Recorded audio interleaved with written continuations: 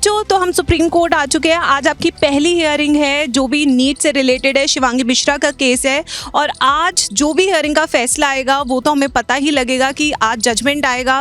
वैसे तो आज हियरिंग है, आर्ग्यूमेंट्स डिस्कस होंगे कि कौन सही है कौन गलत, and the justice will decide कि क्या सही होना चाहिए। इसी के साथ मैं आपको बता दूं, अगर आपको कोई भी बात कहनी है तो हम Supreme Court gate number C पे प्रेजेंट है, वहाँ पे आप आ सकते हैं। यहाँ पे सारे मीडिया हाउसेस प्रेजेंट है आपकी बात सुनने के लिए। कोई भी हमें ज्वाइन करना चाहता है तो आप आ सकते हो और यहीं से हम आपको लाइव अपडेट्स देंगे आज आपकी ज़िंदगी के बारे में।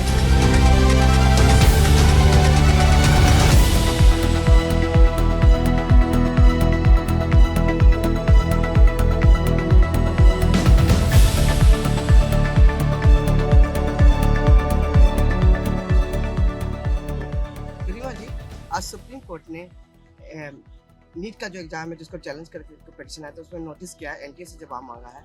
क्या कहना चाहेंगे आज सुप्रीम कोर्ट के जो आदेश आए हुए?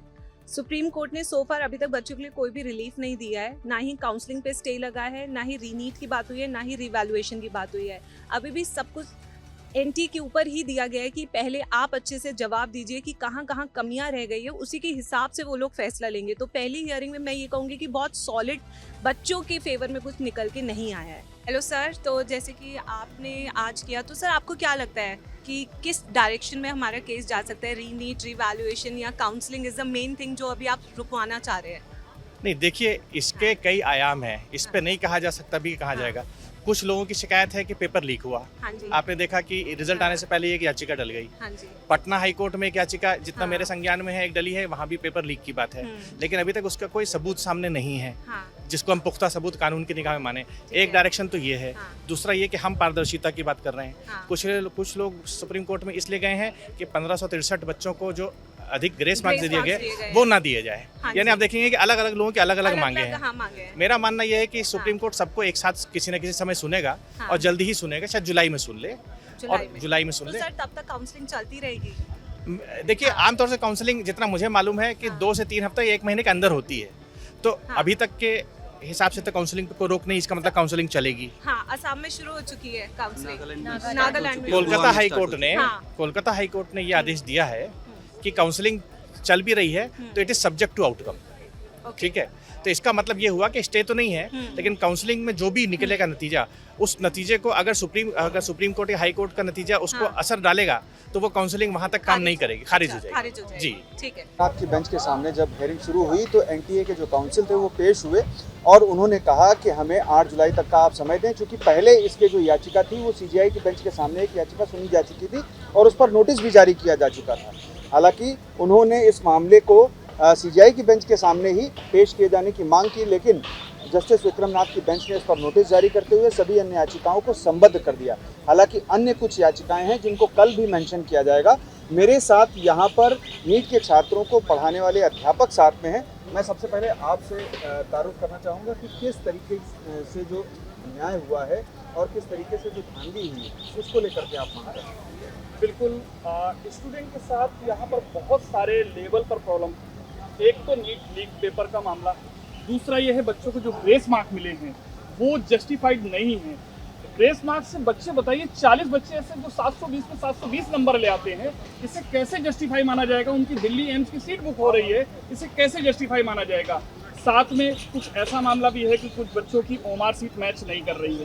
तो अभी जो आज की सुनवाई थी ये बिफोर नीट रिजल्ट के पहले, 4 जून को जो नीट का रिजल्ट आया है उससे पहले की आज सुनवाई थी और इसमें ये एनटीए से कुछ जवाब मांगे गए हैं जो उनको 8 जुलाई तक सबमिट करने हैं। लेकिन हमें उम्मीद है कि जो रिजल्ट आने के बाद पीआईएल दाखिल हुई हैं उनकी सुनवाई कल और परसों में होनी है, उसमें जरूर कुछ एक कॉन्क्रीट बच्चों के फेवर में एक डिसीजन सुप्रीम कोर्ट के साथ आएगा। बिल्कुल, तो सुना आपने प्रतिमा कि इसमें अभी उम्मीद है और कल परसों में अगर सुप्रीम कोर्ट इस मामले पर सुनवाई करता है और काउंसलिंग पर रोक लगाता है तो छात्रों को बहुत बड़ी राहत मिलेगी। हालांकि अब देखना ये होगा कि सुप्रीम कोर्ट का रुख इसमें कल और परसों सुनवाई में क्या रहता है। जी, एक सवाल और भी था, ये जो हमने नोटिस जारी करी है जो से एनटीए से जवाब मांगे गए हैं, तो वो जवाब किस चीज़ के लिए? ये जो अभी आपका जो मुद्दा आज की था, जो पिटीशन थी उसमें तो जवाब यही मांगा गया है कि आप इसमें दीजिए कि ये लोग जो कह रहे हैं कि खारिज किया जाए और हाँ। पेपर लीक है, हाँ। उस पर आपका क्या कहना है? ओके, अच्छा, ओके। ठीक है। जैसा कि पहले की हाँ, उन्होंने 8 बताया हुआ जुलाई से था, पहले जवाब फाइल कर लेंगे। जैसे एनटीए ने पहले भी बताया हुआ है कि हमारी तरफ से तो ऐसा कोई भी पेपर लीक का मामला नहीं है, जी।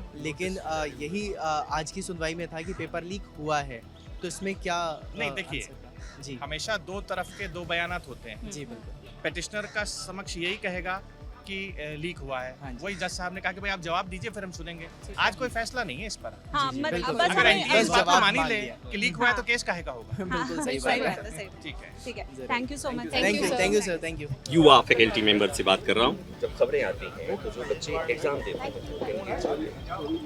उनकी पर क्या बीतता होगा?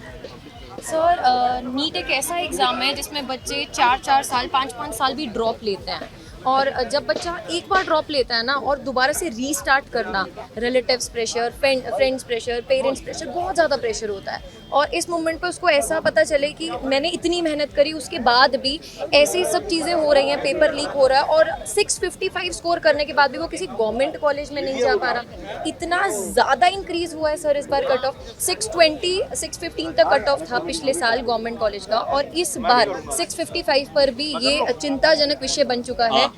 बच्चे दुखी हैं, फैकल्टी वाले परेशान हैं। बहुत ज़्यादा फैकल्टी भी परेशान है सर, जितने ज़्यादा बच्चे परेशान हैं, क्योंकि नो डाउट बच्चे तैयारी करते हैं, साल भर मेहनत करते हैं, उसी तरीके से उनके अध्यापक बराबर मेहनत करते हैं। तो हमारी भी एट एंड यही चाहत रहती है कि हमारे बच्चे टॉप करें, अच्छा करें, सारे ही बच्चे अच्छा करें। और जब नतीजे इस तरीके के आते हैं तो जितने बच्चे परेशान हो रहे हैं, जितनी उनकी फैमिली परेशान हो रही है, मुझे लगता है अध्यापक भी उतने ही ज़्यादा हताश भी है, परेशान भी है। एनटीए का कहना है कि हम जो है कमेटी बनाएंगे। जो पिछली बार एनटीए ने प्रेस कॉन्फ्रेंस की थी उसमें कहा था हम कमेटी बनाए हैं, उनकी कमेटी की बातों को लेकर के कि आप लोग संतुष्ट हैं, या फिर जो दूसरी केस जो है लिस्ट है उससे भी आप लोगों की कोई उम्मीदें हैं, जिसमें ये कहा गया है कि ग्रेस मार्क को लेकर के जो है काफ़ी जो है असंतोष देखा जा रहा है कि 67 छात्रों के ग्रेस मार्क 1 से 720 अंक आए हैं। सर देखिए, कमेटी 4 मेंबर्स की है और कमेटी खुद एनटीए ने बनाई है। अब इस पे कितनी निष्पक्षता है उस पे मेरे को है कि जो भी फैसला हो वो बिल्कुल सही होना चाहिए, क्योंकि सिर्फ 1600 बच्चे अफेक्ट नहीं हुए हैं। आज जो आपने ग्रेस मार्क्स विदाउट नोटिफिकेशन जो बच्चों को दिया है, क्योंकि जो ये रेफर कर रहे हैं 2018 का क्लैट के एग्जाम का सुप्रीम कोर्ट का ऑर्डर, उसमें साफ साफ लिखा हुआ है कि नीट और इंजीनियरिंग पे ही अप्लाई नहीं होगा, बट आपने अप्लाई किया और हमें नहीं बताया। जब एग्जाम का रिजल्ट आउट होता है तो ऐसे मार्क्स भी आते हैं 718, 719 जो कभी नहीं देखे जा सकते और ना ही वो आ सकते हैं। तो अगर आपने ग्रेस मार्क्स दिए हैं तो कैसे दिए, क्या फॉर्मूला लगाया और कितने बच्चों को दिए हैं?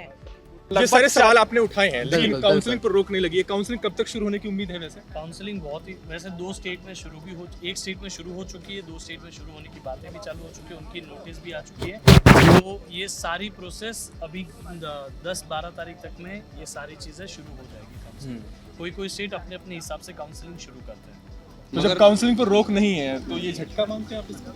अभी सर कहने वाली बात ये है कि जो मेन काउंसलिंग जब ये यूपी में स्टार्ट होगी, जब ये बिहार में स्टार्ट होगी, मेन जो स्टेट्स है वहाँ पे स्टार्ट होगी, तब चीज़ें ज़्यादा अफेक्टेड होंगी। क्योंकि अभी जो काउंसलिंग स्टार्ट हुई है आसाम में, नागालैंड में या गोवा में, यहाँ पे नंबर ऑफ जो मेडिकल कॉलेज है उनका संख्या बहुत कम है।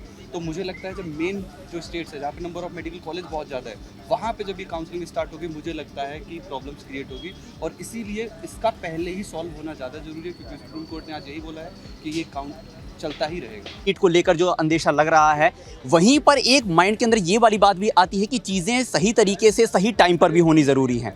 तो जहाँ तक काउंसलिंग को लेकर बात है, ये कोर्ट भी चाह रहा है कि ये अनवरत चलती रहे, लेकिन जैसे फर्दर आउटकम्स आएँ उसके अंदर भी जो आदेश हों उनके अंदर में कुछ इस तरह का हो कि जो बच्चों का काउंसलिंग रुकी हुई है उनके साथ भी इंसाफ हो। तो ये भी कोर्ट को ज़रूर वहाँ पर कवर करना चाहिए। तो अभी आपका नेक्स्ट स्टेप क्या रहेगा? हमारा नेक्स्ट स्टेप ये है कि व्हाट एनटीए विल रिप्लाई। अगर एनटीए ने जो अपनी कमेटी बोली है 4 मेंबर्स की, अगर वो सिर्फ कहते हैं कि सिर्फ 1600 बच्चों के लिए है, then we will take another action. अगर उन्होंने कहा नहीं 1600 बच्चों के अलावा भी बहुत सारे बच्चे अफेक्ट हुए हैं, तो फिर उस केस में आई थिंक वो हमारी विन विन सिचुएशन होगी, क्योंकि बहुत सारे बच्चों के साथ बहुत सारी चीज़ों में अन्याय हुआ है इस साल।